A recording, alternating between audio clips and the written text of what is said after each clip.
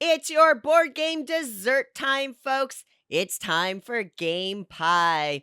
Of course, Game Pie is when Mandy and I serve up a selection of games curated by our great taste and our whims. It's not a top 10, it's not a top 8, it's not a top 4 because we hate ranking things, but we love good baked goods. And the pie of the day is layering pie. Pie games with layers. Like an onion, but not. Or apple pie with cheese?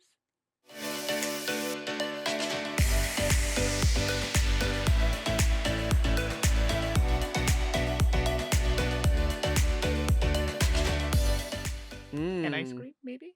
I don't know. Yes. So that's right, folks. We can interpret this a lot of different ways. I know I had a very specific interpretation. Because there are a lot of games that could fit this category, Mandy. So I kept it to card games that had layering. I think you're in the same general zone. So Yeah. yeah, why don't you kick us off? Okay, I'm going to jump right in. And of course, the first one I'm going to talk about is not really a card game. Haha, but here we Yeah. are.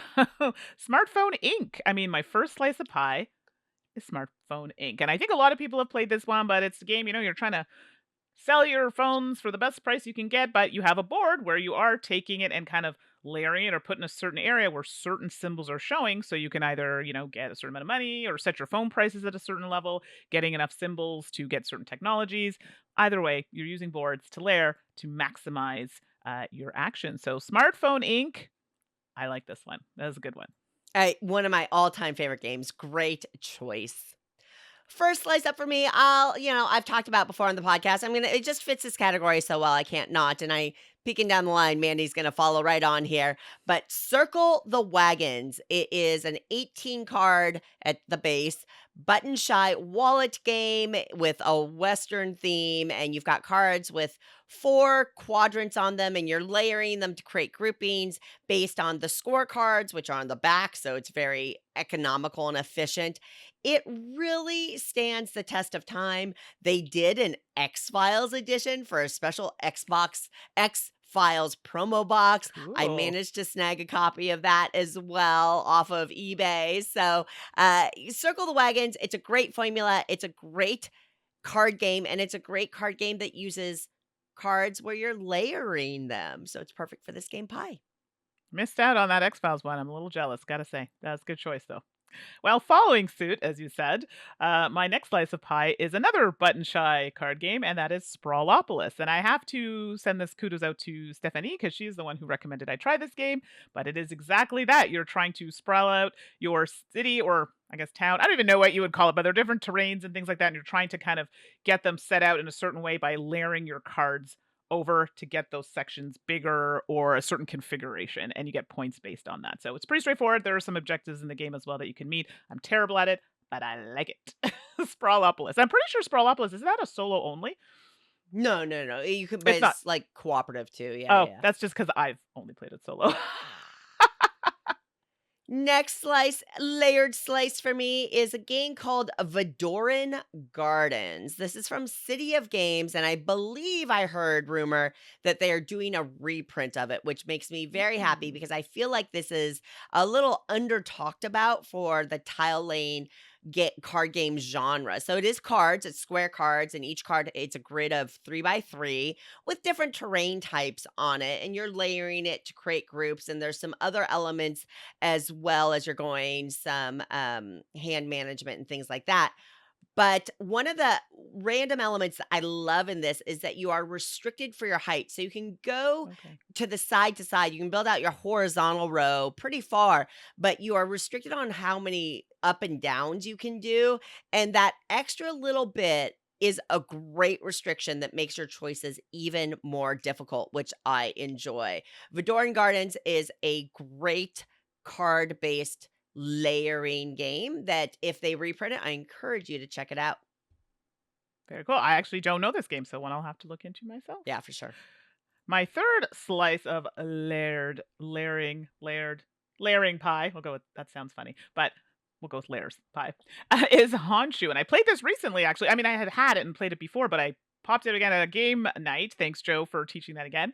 And it's one where you have, again, cards and you're trying to acquire cards to get into your little grouping and kind of layer them in a specific way that again will maximize points depending on terrain type, or in this case you don't want to cover certain things because you produce, like, you have cubes that go on, and covering those is not always good because, I mean, you're going to get points for these things if you can have them on the cards and keep those production centers going. So Honshu is one that I really like. They came out with another one as well Oh, after. shoot. Yeah, I can't remember what the The name name is is. escaping me as well, Hokkaido. but I think it's Hokkaido. Hokkaido. Yeah. Yeah, I think you are correct. And that one was really strong too, but Honshu is where it started for me. So that's my third slice of layer pie. Love it. Next slice up for me, Gloomy Graves.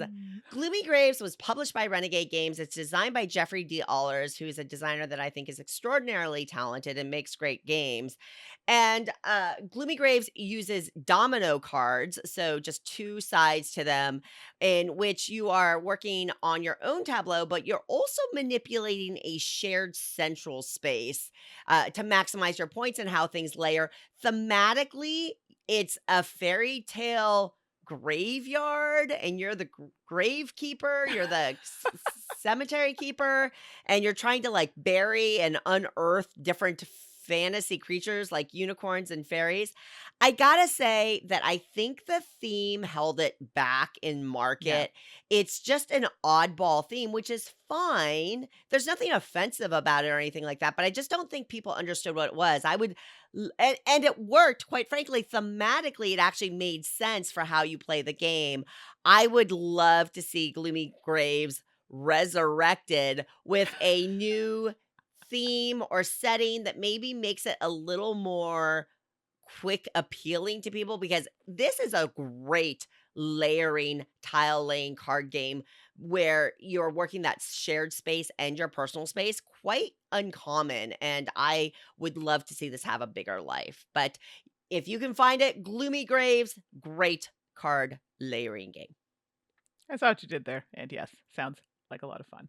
My last slice of Layers Pie is Favelas. And this is not old, but it's not one that's a current game. Love the bright colors in, but it's a tile laying. So they're kind of like groups of hexes kind of grouped together. It's kind of hard to explain. And then you're trying to layer or build up the different levels, and you'll get points based on kind of how high they are and configurations and colors being in similar areas together. But I think it's the height of stack, if it's been a while, but the how high it is, that's going to give you more points. Wow, I am struggling today. So Favelas for me is a favorite of mine. I like the art, the colors. I think this might be a Quanchai art game. I could be wrong, but I'm pretty sure that It might he be, has yeah. a touch on this. I could tell just by the color palettes. And it's one that I love because it has that kind of tile layering element. Kind of not the same, but like think of like a number 9 kind of idea where you're trying to build up. So that's Favelas. I love Favela. That's a great choice. Pretty good. All right, to wrap up on my very focused layering game, all about cards that you are layering, I've got Cafe. Cafe is published by Pythagoras Games, and it is indeed, you're building out kind of a cafe thematically. You've got cards with a grid and spaces that represent different phases of the coffee production cycle. So beans and harvesting, and then brewing and serving and things like that. It's really fun thematically, but it also has a little bit of an extra layer where you have to do everything in order, right? You can't brew coffee if you haven't harvested the beans, which adds some complexity to the gameplay. On top of that, there's some pick up and deliver. You can't Right. roast beans that you haven't harvested, and you can't roast them until they are at the roastery, right? Or whatever it's called. And so there's actually a pick up and deliver element too. So for a pretty small box, straightforward game in which you're layering these cards, thinking about where spots are going and how you're going to move things around, the order in which you're going to take your actions and things like that. There's a lot going on in this one. It is a real winner. It didn't get a huge printing, so maybe Right. not quite on as many people's radar, but you can get copies of Cafe. I think it's definitely worth seeking out if you're into layering games. Very nice. Good choice on that one.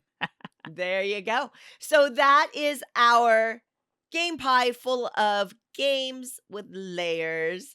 I think this was a solid one, Mandi. Lots of great choices in here. Absolutely.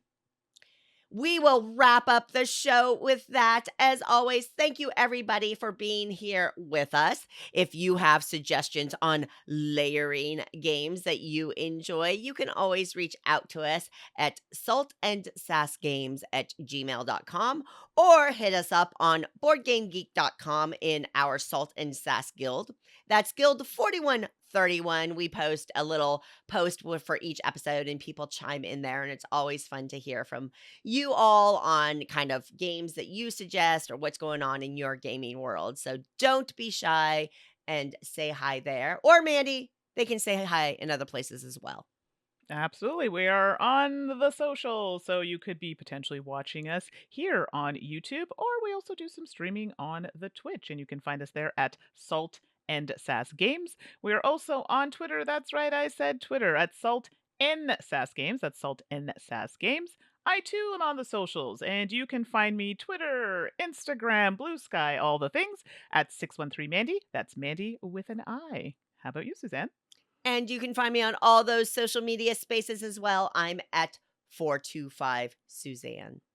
Take care of yourselves, take care of each other, stay hydrated, and play lots of games. We'll see you then. Bye, Betty. This episode was sponsored by Druid City Games, where player experience comes first. Check out all of their great games at druidcitygames.com.